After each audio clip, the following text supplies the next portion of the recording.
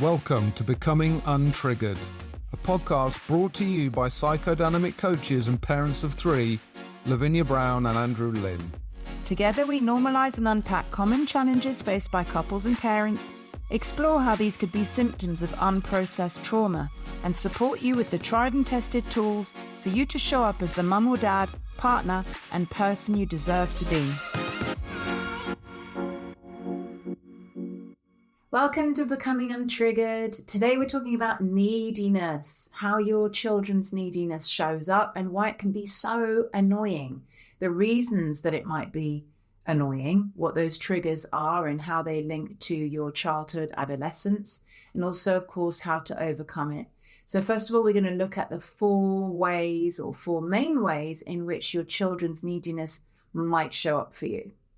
Yeah, and I just want to say before we start that obviously children have needs, lots of needs, and it's our job to fulfill those needs as parents. They need love, they need attention, they need nourishment, they need safety, especially when they're young. They need all those things. And in order for us to provide those things for them, we need to be present, we need to be safe, we need to be regulated. And often the needs of our children can throw us off course, can make us dysregulated. Yeah, especially if we're busy, if you've got loads of things on. So forget even being dysregulated or, childhood trauma.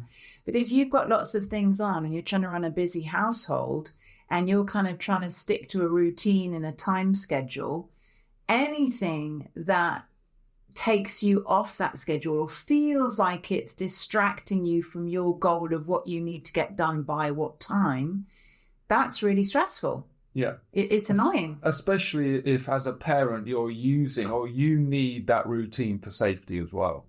Definitely. So that's another example of being dysregulated, which can easily happen with children, let's face it. Unless you've got a load of support and you're getting enough sleep and you're eating enough and looking after yourself and prioritizing yourself, then it's easy to get dysregulated and then look for safety in that routine. Yeah, which I definitely do. Yeah, I think a lot of people do. Especially if you've got more than one child, you're managing a lot. Yeah. So not only do you have one set of needs, you've got three sets of needs. So let's talk about how neediness can be annoying. Yeah. We've already said it's completely natural. Your kids are going to be needy, but we don't want to be triggered by that because that's not really fair on them. Of course, they've got needs. We need to try and be as present and regulated as we can in order to meet those needs, whatever they are. Yeah. The thing is, certain types of needs are more triggering, at least for me. Well, we see them in our client. We see some trends.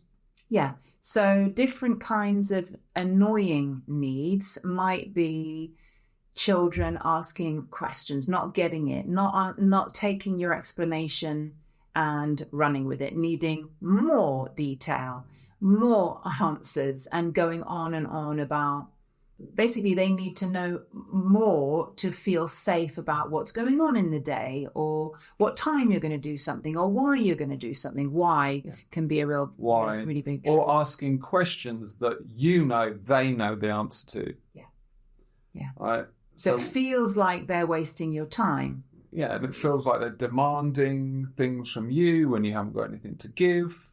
Yeah. Feels like they're wasting your time. So being demanding. Another one is moaning, not being happy, moaning, complaining, seemingly coming off as ungrateful. Really big one. Another one is them feeling anxious. So like being unsafe, feeling unsafe. When your job is to provide safety for them and you want them to feel safe, but they don't, they feel anxious. So that can be a trigger because you feel like you're not doing your job properly and you're feeling like the person that you're trying to keep safe is not safe. And that could come across as clingy, as whiny, as resistant needing you in the room, things. not being independent, being attached to you in a way that you feel perhaps is unnecessary. Physically clingy, Yeah. And then the last one, just being unhappy, not being happy. Often we feel that our children need to be happy. That's what kids should be: carefree, happy, light, free. And if they're not, that can again feel like a need that we need to fix. So we're going to go into each one of those in turn. Let's start with the clingy, anxious. Anxiety is a really big one for a lot of my clients. I think because, in part, we mothers don't like seeing how we're feeling reflected back to us in our children. If you're feeling anxious, you don't really want anyone else around you to come across as anxious, because that's going to make you feel even more anxious. Ideally, you want everyone around you to feel safe and grounded like a rock. But of course, it makes absolute sense that if you're feeling anxious, your kids are going to be picking up on that. However brave the face you put on, however much you try and act strong, the energy that you're giving off is one of anxiety. And if you're feeling anxious, your child unconsciously is going to be thinking, oh, my mother's anxious. That must mean that my mother has a reason to feel anxious. Therefore, I might as well be anxious just in case, to protect myself. It's like a survival mechanism. If someone else is anxious, it's catching, because it's a survival thing. You need to be on your guard. What might go wrong? Which kind of baddie is around the corner? What kind of threat or predator? So I'll be anxious too. And that is really triggering in someone who doesn't know how to get themselves out of that anxious place, i.e. the mother. Yeah, exactly.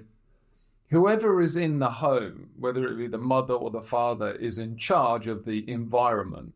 And that doesn't just mean what they say or what they do, it's how they turn up, their energy.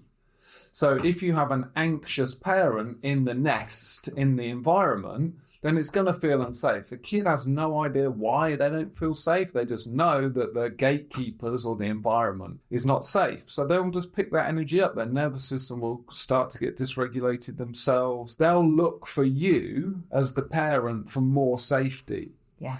So they obviously have no perception of this or understanding. So they're clinging to the very thing that doesn't feel safe, looking for safety. But in turn, that's making the parent feel less safe because there's an anxious person around. They're being demanded.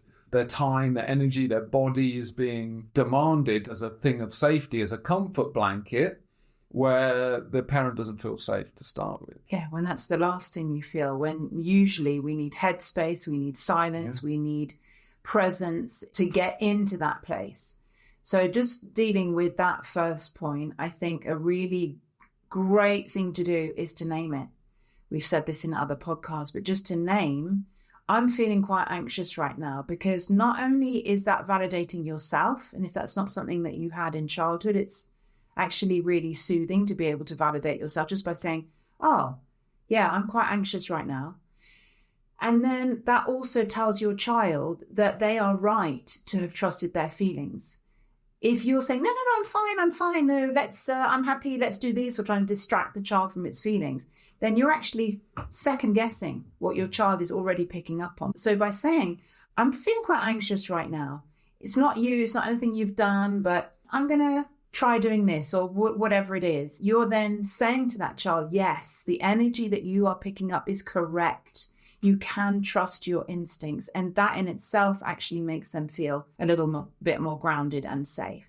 Completely. Obviously, you're role modeling that it's okay to have these big feelings. You can't pretend, basically. No. The energy says it all, and the kids are hypersensitive to it. Absolutely. I think you're right in what you said. Naming it is important. Also, I spoke to a client of ours the other day that's going through this, that's experiencing this. And she basically said, I'm with my daughter all day long, and we've got this dynamic going on. And I was like, well, of course you have. You need to grab some time for yourself. You're in charge of the environment. So therefore, you need to be in charge of your nervous system. You need to look after yourself. And in the short term, that might mean getting a break, going for a walk in the morning, regulating yourself, connecting to nature, whatever you need to do to regulate yourself and therefore the environment of the home, you've got to prioritize that. Yeah. So maybe going outside, getting a break. That's what I say to my clients. Go to the loo. Pretend you're going to the loo. Lock the door. Go anywhere. Doesn't even have to be silent, although that would be amazing. Go anywhere where you can breathe, look in the mirror, do a visualization, meditate. Inner parent, obviously, inner parenting is my number one tool, but do anything that for you helps you find your center again. Yeah. So this clinginess is really difficult. So what we're establishing is that, oh, hold on, I'm in a vicious circle right now. I feel anxious. I'm going to be having an effect on my child. This is why my child is playing up. Children don't have many tools. If they feel anxious, they are probably going to start misbehaving or doing something that is annoying. So recognizing that they are mirroring back the anxiety that you are putting out there. And because they don't have many tools, they may not be able to verbalize it, they're going to be annoying. So just recognizing that you're in a loop and that you are the only one in that moment that can do something about it. 100%. Yeah. You can't really diagnose any behavior of your child without looking at this loop, looking at your contribution to it. So yeah, you may think that your child is needy and clingy. And what can I do about this clingy child? But until you bring safety to your child and see how they then react to that, you can't change their behavior. We experienced this ourselves. One of our children was more volatile and more aggressive and more expressive in whatever they were feeling. And I remember someone saying to me, well, are you feeling angry? And at first I was like, no, I'm fine. No, I don't feel angry. And then I said to you, are you feeling angry? We're not angry at the moment. We're not stressed. And then just sitting with that for a couple of minutes and going, oh, yeah, actually, yeah, this is on my mind. This is annoying me. This I'm worried about. This has happened. And realizing I was completely, and you were the ones behind what was being mirrored to us. And it's really annoying because part of you is like, seriously, do I have to be like the Dalai Lama all the time? Because I'm not. I'm human. I have big emotions, which comes back to naming it. You don't have to be the Dalai Lama. All you have to realize is that you're going to have big feelings. And when you're having big feelings, these are going to be reflected back to you. You've got to understand it. And like when you said, one of our children is a barometer for the environment. And often we almost know how we're feeling before we even recognize it in ourselves, because they will express those emotions. Yeah, so it's always being grateful for that if you can turn it around. Yeah, so being aware of that is important, because you might not get it. You might just see your child expressing something and you might then react to them. Why are you angry? What's your problem? Why have you woken up like this? When actually it was how you were feeling yesterday or how you're feeling underneath, and they're picking up on it. Totally. So being aware of that is super important. Not judging, not pointing the finger before you actually check in with yourself. Absolutely. So that could be what is happening with a child that feels anxious or clingy. Obviously, there are lots of other reasons that your child could be anxious, but we're looking at how you can be a better parent and partner in order to change the environment in your home. So we just looked at one tool. Let's move on to the second one. So children that are demanding, ask loads of questions. Obviously, we all want children that are curious, that want to learn, that are engaged, that are observing the world around them. And yet it can be really annoying to be the person that has to manage that. Again, one of our children is extremely demanding of detail, and that really annoys me. And I don't have a leg to stand on because I'm the same. I like to know exactly what's happening and when and why and where. And I forget this. So it's annoying to have to basically spend more time than I would like to spend explaining what's going on, and then having to justify it in minute detail with every set of why that gets thrown my way. I find that very triggering because it's basically inconvenient, and I'm on a time scale and I want to be efficient with my time and I don't want to waste time. And I think also I'm slightly second guessing that child for asking questions unnecessarily, which, going back to the first thing, is, I think, a measure of anxiety. In that child, I don't think it's necessarily that they want to know all of this detail, but they want to engage, they want to connect. And for that particular child, connection comes across as asking questions. That's how they feel safe. So it's the equivalent of clinginess. Some children will cling physically.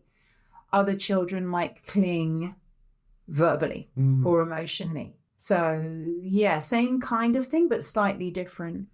Yeah, I think it's a desire for connection, And even if the response is one of kind of anger or frustration from the parent, it's still a form of connection. It's still a form of, oh, I'm getting attention here. I know if I keep asking questions and I keep the focus of this parent on me for a while. Yeah. So it can definitely represent, from the child's point of view, maybe a desire for more attention. Which is so obvious. And we don't do it because we're busy or we can't be bothered or we don't have the energy or we're tired. It is one-on-one time. I definitely don't do this enough. I find it really hard with 3 children because I feel like, oh no, if I spend an hour with one, then that's going to be 3 hours with all 3 and I can't do that. So you can make it smaller, but ideally one-on-one time. I know that when I make the effort to spend one-on-one time, these clingy verbal or physical behaviors definitely die down.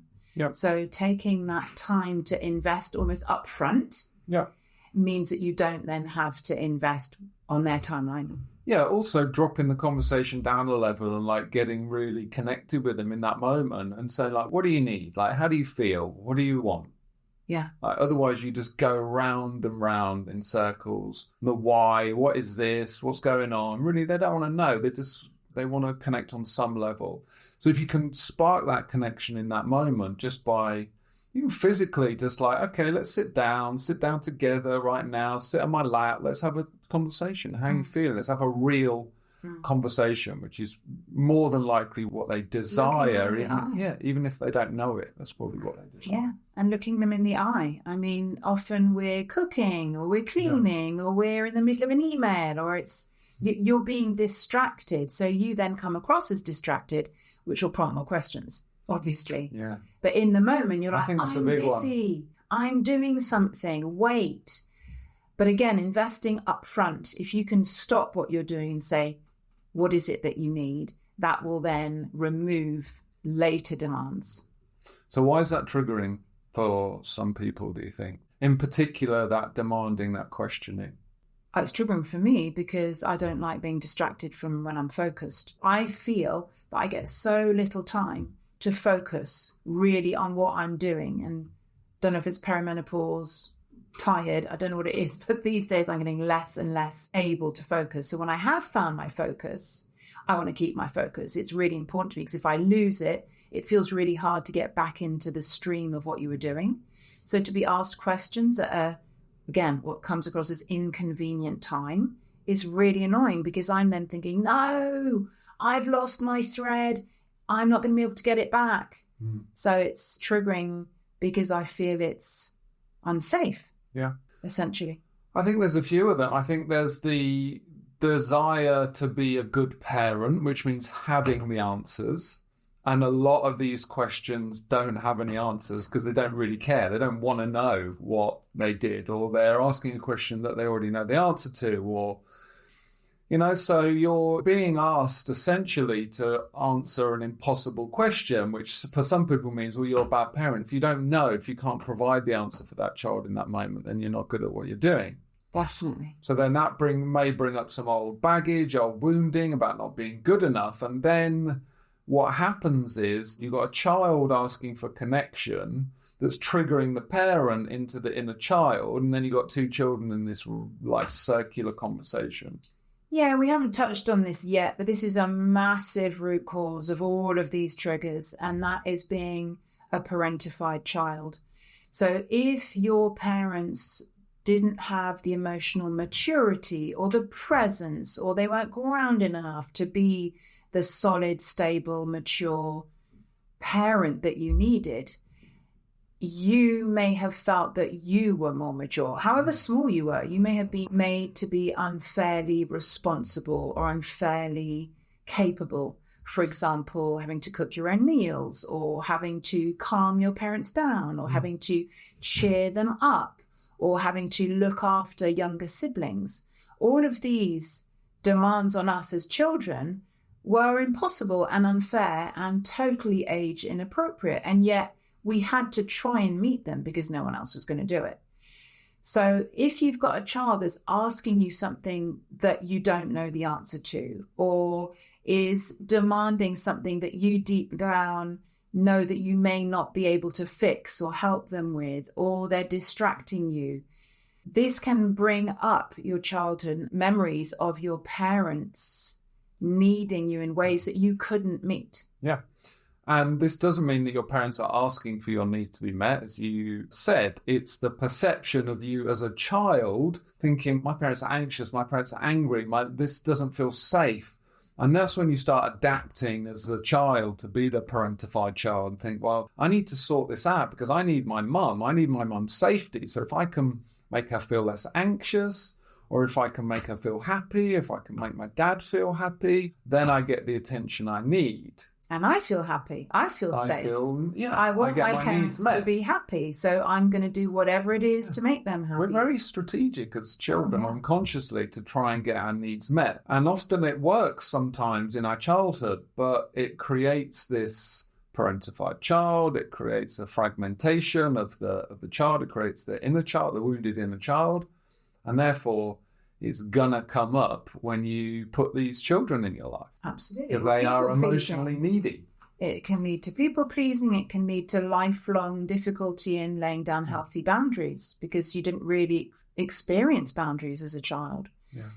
So when you've got a child that's perhaps not physically clingy, but definitely verbally clingy, emotionally clingy, and I had a narcissistic parent, which is another layer of that, really. Having a parent, you said, a child might ask questions that they don't actually really want the answer to. It's a bid for connection. That is exactly what narcissists do. They will come up with a series of problems. The dishwasher's not working, or I can't work the internet, or the TV remote control's broken, or I can't work out how to do this online shopping, or whatever it is. It's not about that. It's never about that, because when you fix that problem, whatever it was, there's suddenly 5 more problems that have taken its place. So again, it's about them.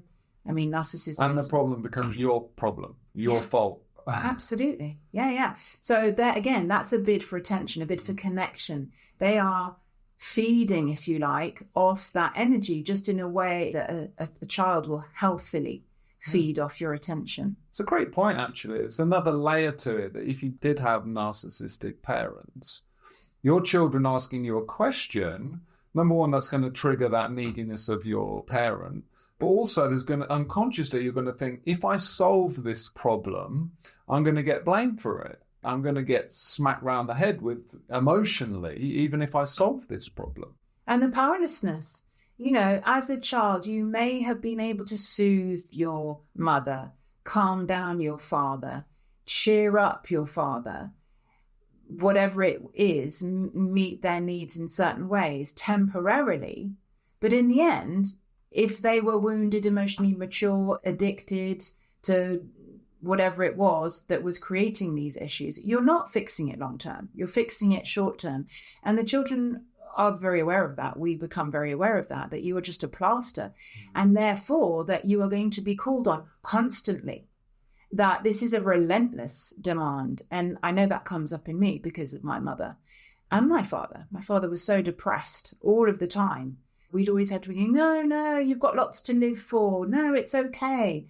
And when my children are down, part of me goes into, I can't do this again. I don't want to step onto that hamster wheel of having to constantly cheer up, constantly calm down. So it's that kind of catastrophizing of, no, don't be like that because I can't do this for the rest of my life.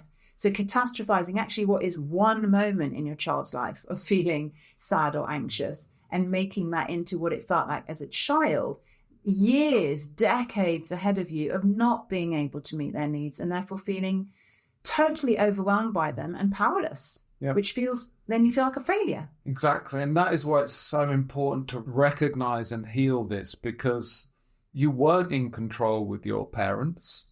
Okay? Nobody's in control with your parents, but you are in control of children. Yeah.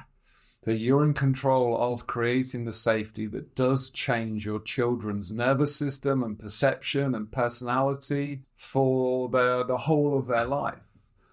So that's why it's so important not to be aware that you can project your parents onto your children and heal that, not do it. Yeah, it's always in the child, isn't it? And it's recognizing that that inner child is the one that's being taken back to an old memory. That this situation, however similar it feels to your childhood, isn't the same. No. So I call that doing a bit of a reframe, saying like in that moment, again, always recognizing, hold on, what's going on here? This is how I feel. How do I feel? Naming it in your head or out loud. And then getting your inner parent to say to you, I know it feels exactly the same. It really does. It feels like your mother was doing this or your father was doing this, but you're no longer 8. You're no longer 6. You are an adult right now. You do have the resources. You are loved. You can manage your child. It feels the same, but it's not the same. So just kind of getting your inner parent to remind you, give you a gentle nudge that you're not 8, because in that moment you are 8. You've totally gone back to being that overwhelmed child that couldn't cope. You need something to give you perspective in that moment. Exactly. Yeah.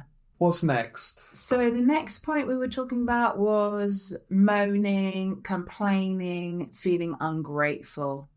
This is a really big one for me. I seem to talk about how big they are for me the whole time, and I'm never saying whether they bother you. So how about you talking about how ungratefulness is annoying for you? I don't know whether ungratefulness necessarily triggers me, but I think as all children are individuals, right? And they have individual needs and they have individual wants. And as a parent, we have a set of like rules and guidelines and things that we want our children to do. We want them to eat well. We want them to sleep well. We want them to be proactive. We want them to be healthy. We want them to do all of these things. Because it's our responsibility. Because it's our responsibility, and it means we're a good parent, a good person. We're doing our bit. Yeah. But often children don't want to do that. Often children don't want to get up. They want to lie in. They don't want to go to bed early. They want to stay up late, especially for us now. We've got people approaching being teenagers who've got a lot of free will. Right, so they're changing. They want to do their own thing. They want to eat their own thing. They want to do their own thing. The things that we think are interesting. So a great example of this is we like to travel. So we spend money, significant money that we worked hard to get, to take them on a trip. We went to Mexico for 5 weeks last year. And the kids just wanted to stay in and watch Netflix, basically. We're in these incredible places and they wanted to watch like some dating show on Netflix rather than explore this village in the middle of Mexico. So that was triggering. That's like, well, why do we bother? Like, let's just put them in a summer camp in Spain and we can go to the Maldives for 5 weeks and enjoy ourselves. But that's the powerlessness, right? We label it as ungrateful, but we're the ones that wanted to go to Mexico. They didn't want to go to Mexico. So it's our perception of, we want you to do this. This is going to be great for you. You're going to see the world. You're going to see some of Mexico. You're going to swim with dolphins and you're going to visit a temple in Chichen Itza. And that's going to be really good for you. And they're like, no, I'm not interested. I don't want to do it. It's that crossover between doing what you think is best and pushing them and creating the people that you think you want them to be. But then they express free will, and that can often be different from what you want. And then that's a trigger. You can use it as a trigger, or you can be triggered and think you're being ungrateful. Why do I bother? But the level beyond, what's the level below that? I know what it is in mums, but what would you say it is for you? Well, I think if there's a trigger, then it's a rejection. It's like, I'm the adult. I know what's best. I'm doing what's best for you, and you're saying no. So it's a rejection of your ideas or... So that's really interesting, because in a man are often more, I'm trying to say ego-based. But in women, this comes across differently. In my clients, this is like, I don't want you to be a failure. I want you to be a happy member of society who is successful, and therefore in order to do that you need to know about the world, you need to have traveled, you need to be aware of different cultures, you need to be inclusive, you need to be able to talk to different types of people, you need to be interested. So in mums, it's more like they don't want their children to feel excluded and unhappy and not have friends, and ultimately tracking it back, they don't want them to be lonely and a loser. Whereas what you're saying in a man is it's more like my ideas that are correct Yeah, have been rejected. I'm trying to be a good father, and this is what it means. This is my idea. But yeah, I think the people that react that way is because there is attachment to their self-worth to being a good father. Mm. So that's again, the layer down from that is, I'm only good enough, I'm only a good person if I'm good at this. So if I'm good at my job, if I'm a good dad, then I'm a good person. But that's still related to lovable. you, isn't it? Whereas a mum, I think, looks more at the product. Children are a product of who they are. But also, don't you think They're there's an element of social acceptance in that? It is ego-based because my children are a reflection of me. An extension. So I need them to be successful. I need them to totally. Have a good education, get a good job, be this, have good manners, do this, because it's a reflection of me. And I'll be judged a bad mother. What about if my kids go around to their friend's house and they don't have good table manners, they don't know how to eat properly, then I'm going to be judged.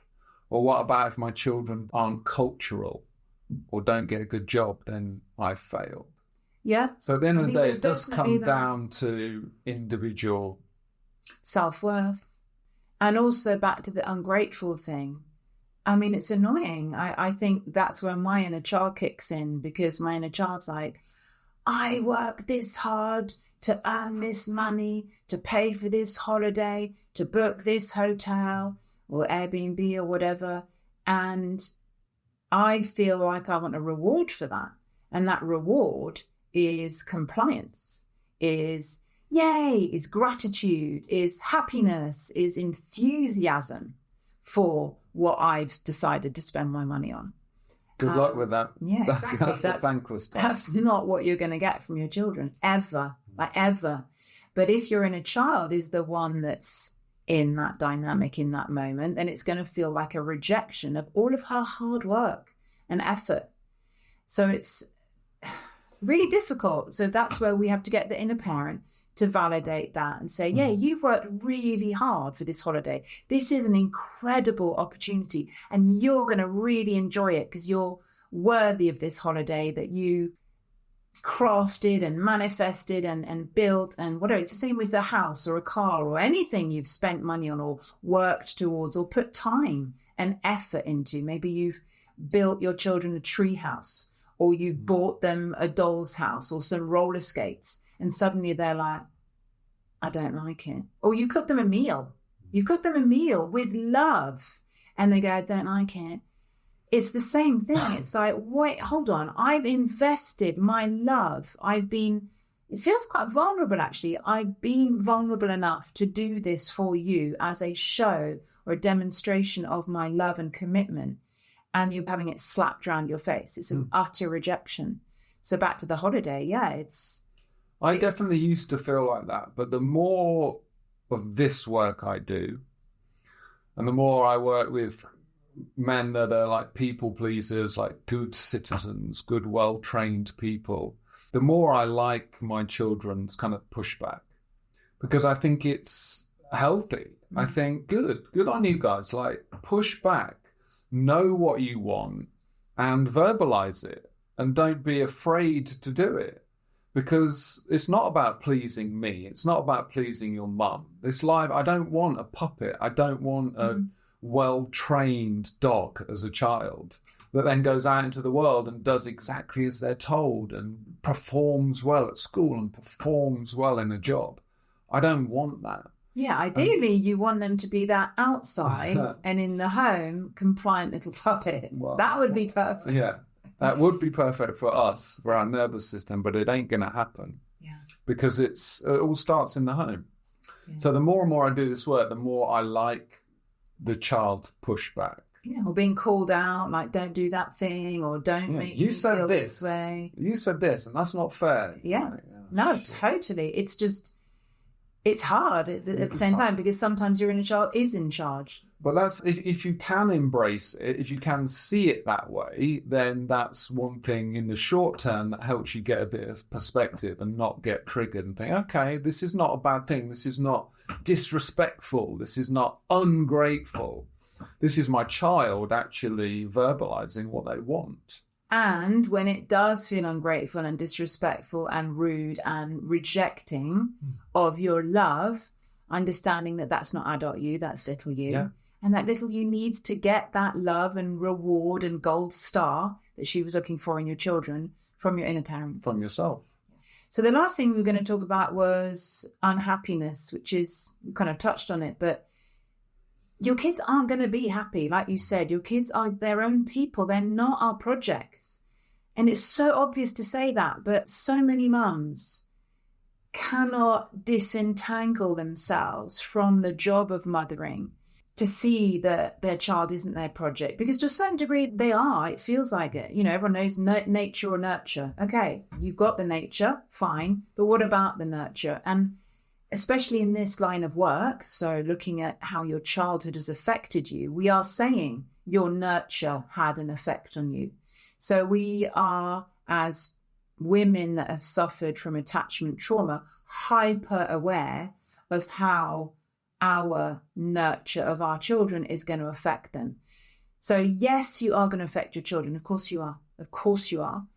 And don't forget the nature bit. Don't forget that they are their own people. They're going to turn out however they want to turn out. I just want to give an example of that because I follow someone on social media who I really like. I think they've got a lot of perspective. They're very gentle. They're very good at self-compassion, which I struggle with. So that's why I follow them. And this woman was doing a post on gratitude in children. So how to instill your children with gratitude, because no one wants an entitled child. That's a really big trigger in a lot of my clients. Not wanting children that are entitled, that are exclusive, that are, not kind. You don't want that child in the playground. So she did a post on how you instill gratitude. And she said, it's not something that you can teach. It's something that you role model. If you role model being grateful and saying thank you and good manners and all the rest of it, your child will pick it up. And I was like, yep, that makes sense. Mm-hmm. But hold on. How many children have you got? She's got one. So for her, that makes complete sense. She's role modeling something, and it so happens, because she doesn't realize that it can be different, it so happens that her child is picking up on it. Great. We have 3 children. I am who I am. I role model what I role model. And yet my 3 children couldn't be more different. So yes, you can role model something, but don't expect it to be picked up on. So I completely actually disagree with this woman in that post. You do your role modeling. That's all you can do. You do your bit. You try and be the best mum that you can be, but then let go. Because if you hold on to the outcome, you're going to be disappointed.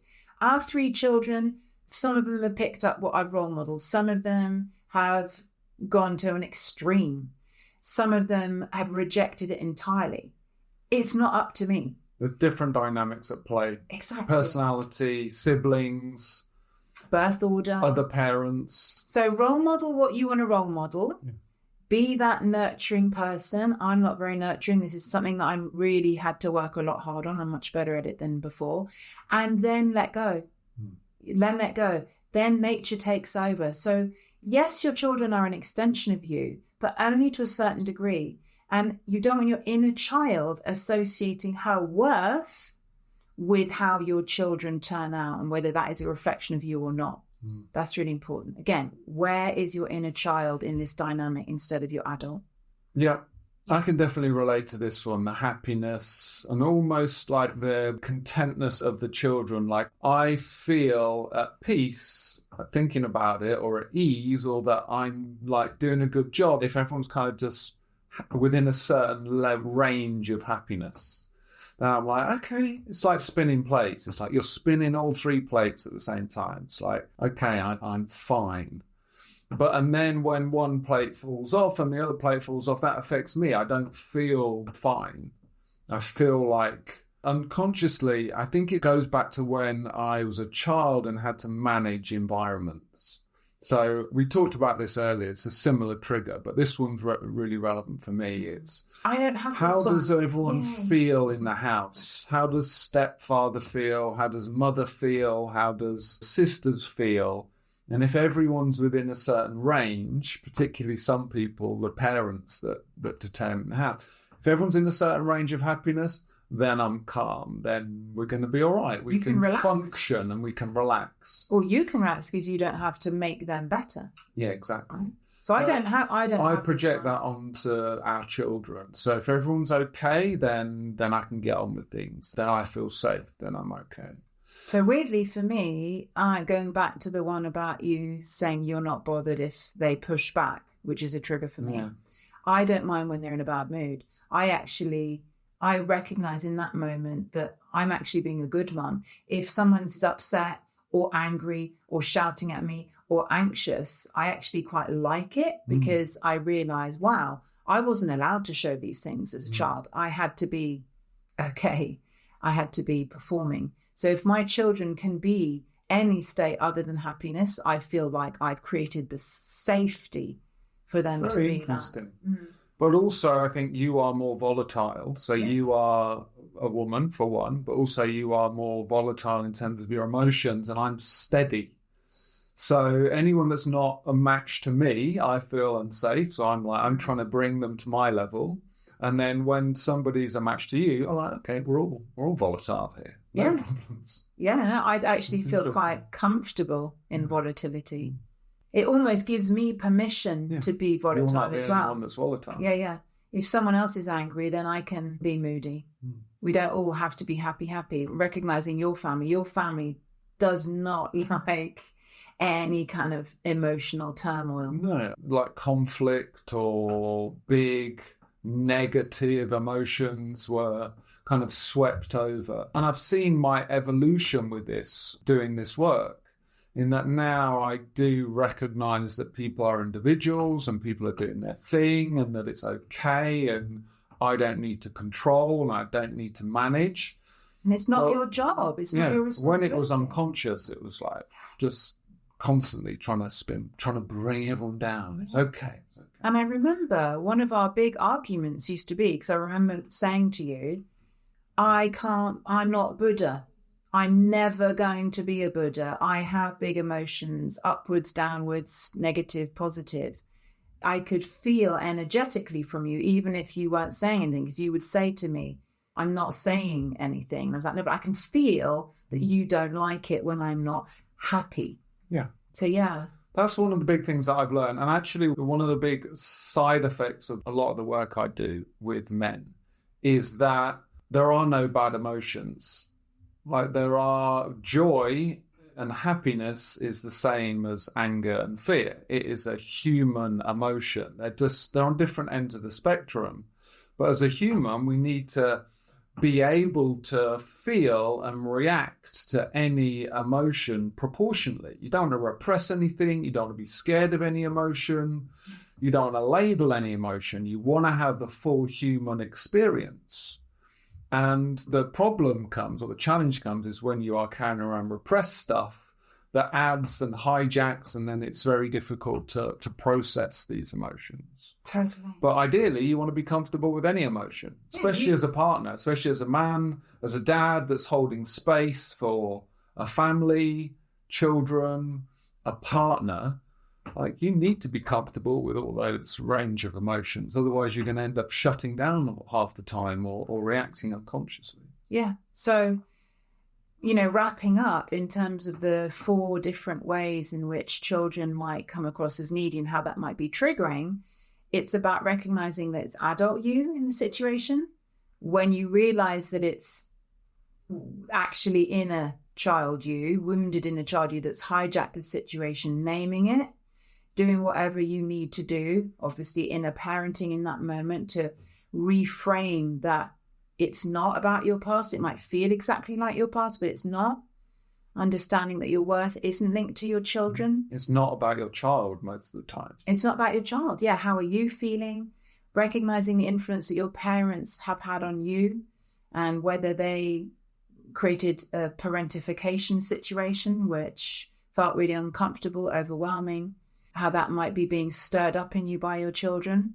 And like you said, being able to handle any kind of emotion. So the triggers are there because of our past. They're because we haven't yet become at ease with feeling or having reflected back to us a certain emotion that perhaps was rejected in us, judged, labeled as children. Yeah, still got some baggage, still got some work that needs to be done, inner work, looking inwards and processing the emotion and healing and integrating that in the child so we can turn up for our children in kind of as much presence as possible. So obviously we can help you do that. I work one-to-one with mums. I have a self-led program that is yours for life once you join up. Andrew works one-to-one with dads, and we work with couples. We help you sort out any of the ways in which these childhood issues, this baggage might be showing up in your relationship. So please, if any of this resonated, if you're struggling with any of this, reach out. We would love to support you to move through it, to heal your inner child, be the parent, the partner, the mother, the father that you want to be. And again, as we always say, send in some questions and issues that you would like us to work on. We would love to help you explore it. Yeah, thanks for listening. Good to see you again. And please, if you enjoyed it, leave us a review on Spotify, Apple, or YouTube.